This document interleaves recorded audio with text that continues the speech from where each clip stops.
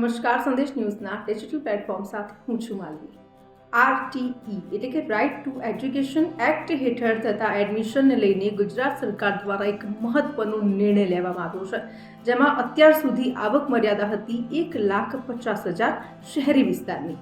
ગ્રામ્ય વિસ્તારની વાત કરીએ તો 1,20,000 અત્યાર સુધી મર્યાદા હતી, પરંતુ હવે આ મર્યાદાને વધારી દેવામાં આવી છે, જે કરવામાં આવી છે 6 લાખ રૂપિયા. એટલે કે શહેરી વિસ્તારની વાત કરીએ તો અત્યાર સુધી 1.5 લાખ રૂપિયા આવક મર્યાદા હતી, જેને વધારવામાં આવી છે અને હવે તે આવક મર્યાદા છે 6 લાખ રૂપિયા. એટલે કે 6 લાખ રૂપિયા સુધીની આવક ધરાવતા વાલીઓ આરટી હેઠળ એડમિશન લઈ શકે છે, પોતાના બાળક માટે અરજી કરી શકે છે, જે વાલીની આવક 6 લાખ રૂપિયા હશે.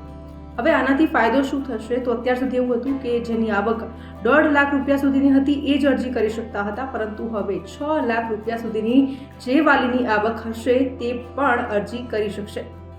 આ સાથે જ જે સમય મર્યાદા છે અરજી કરવાની એને પણ વધારી દેવામાં આવી છે, જે છે 15 એપ્રિલ. એટલે કે 15 એપ્રિલ સુધી તમે આરટીઈ હેઠળ એડમિશન લેવા માટે અપ્લાય કરી શકો છો. આ સાથે જ હવે સવાલ એ થાય કે આરટીઈ એટલે શું અને એની અંદર કયા કયા બેનિફિટ્સ મળે છે? તો આરટીઈ એટલે કે રાઇટ ટુ એજ્યુકેશન. જે વાલીઓ આર્થિક રીતે પછાત છે અને પોતાના બાળકની ફીસ નથી ભરી શકતા, પ્રાઇવેટ શાળાની ફીસ એટલી બધી હોય છે કે લોકો અફોર્ડ નથી કરી શકતા, અને એટલા જ માટે સરકાર દ્વારા આ આરટીઈ હેઠળ એડમિશન અપાવડાવવામાં આવે છે, જેના માટે દરેક પ્રાઇવેટ સ્કૂલમાં 25% જેટલું રિઝર્વેશન કરવામાં આવે છે આવા બાળકોને લઈને. તો આ રીતે એડમિશન લઈ શકે છે. જો વાલી છે પોતાના બાળકને સારું એજ્યુકેશન અપાવવા માંગે છે તો આરટી હેઠળ જે એડમિશન છે લઈ શકે છે, કારણ કે એ આર્થિક રીતે સક્ષમ નથી હોતા, સારી શાળામાં ફીઝના કારણે પોતાના બાળકને ભણાવી નથી શકતા.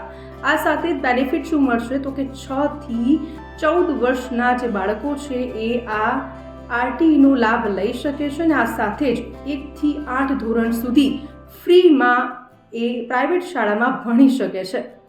તો આ બેનિફિટ્સ આરટી હેઠળ મળે છે, અને ખાસ કરીને આજે તમામ ખર્ચો છે એ સરકાર ઉઠાવે છે, અને એટલા જ માટે વાલીઓ જે આર્થિક રીતે પછાત છે એ આરટી હેઠળ એડમિશન લઈ શકે છે.